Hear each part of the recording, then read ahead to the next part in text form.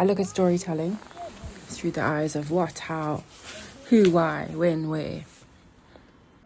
What is storytelling? How do you do it?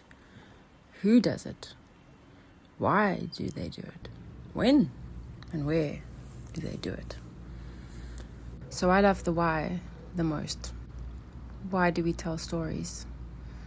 I remember at university learning about the oral traditions of storytelling in indigenous cultures and how without books and things to document lessons on and pass down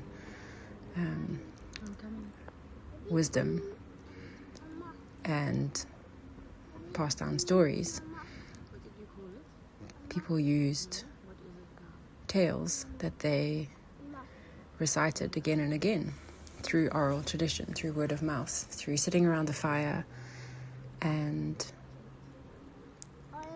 telling the stories in exciting ways, in lyrical ways, in intoxicating, ways that put you into a trance, ways that became songs that stuck in your head.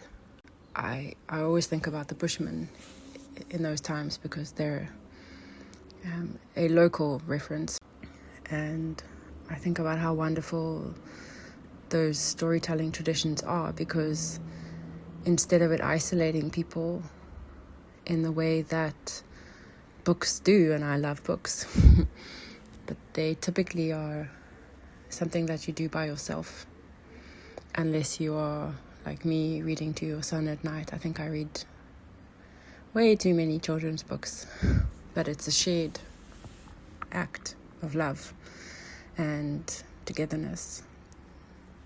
And that's what the Bushmen and many indigenous tribes had.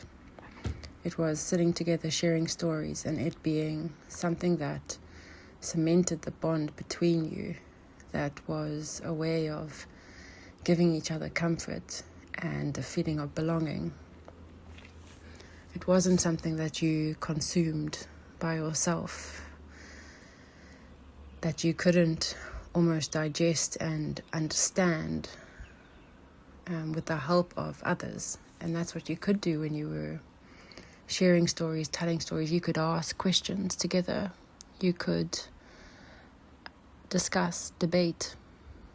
So I love the why, and part of that why being to pass down wisdom, to pass down the stories of our lives to our children from the ancestors, pass down very key history that gave people a sense of place in the world, and that taught them how, it was basically an encyclopedia.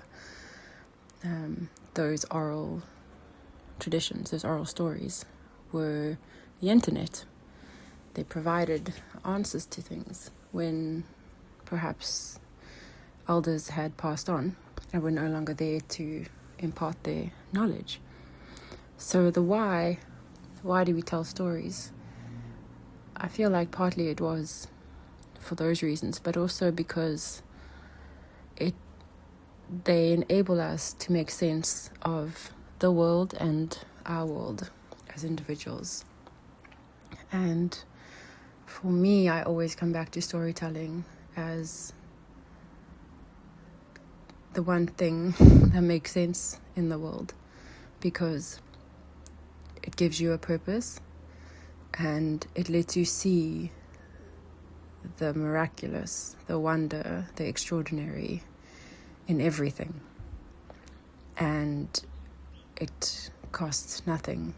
All you need, anyone can do it. All you need is to witness, to observe, read, watch, listen, and obsess in a way.